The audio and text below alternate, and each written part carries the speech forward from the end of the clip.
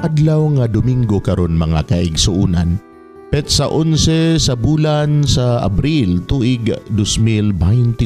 Karon ang ikaduhang Domingo sa Pasko sa pagkabanhaw.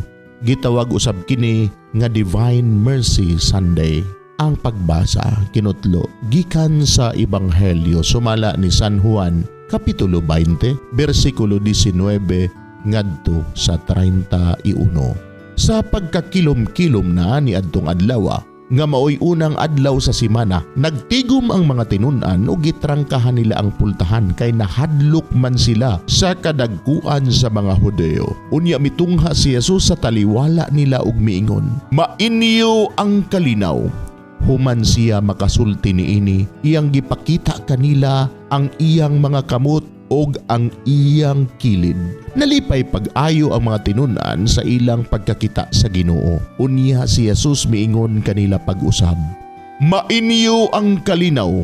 Ingon nga gipadala ko sa Amahan, ako usab nagpadala kaninyo." Gisulti niya kini ug unya gihuypa niya sila og giingnan, "Dawatan ninyo ang Espiritu Santo. Kun pasayloon ninyo ang mga sala sa mga tao, gipasaylo kini. Kun dili ninyo pasayloon ang ilang mga sala, dili usab kini pasayloon." Si Tomas nga ginganlag kaluha, usa sa napulog duha ka mga tinun-an, wala mahiuban kanila sa pag-anha ni Jesus. Busa gisuginlan siya sa ubang mga tinun-an, "Nakita namo ang Ginoo."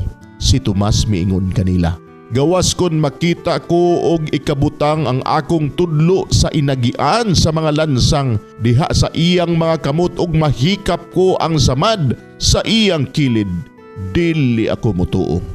Human mulabay ang usa ka semana, nagtigom na usab ang mga tinun-an sulod sa lawak ug uban na kanila si Tomas. Gitrangkahan ang mga pultahan apan mitungha si Jesus ug mitindog sa taliwala ug miingon, "Mainyo ang kalinaw." Unya miingon siya kang Tomas, "Tan-awa ang akong kamot ug hikapa kini. Hikapa usab ang samad sa akong kilid.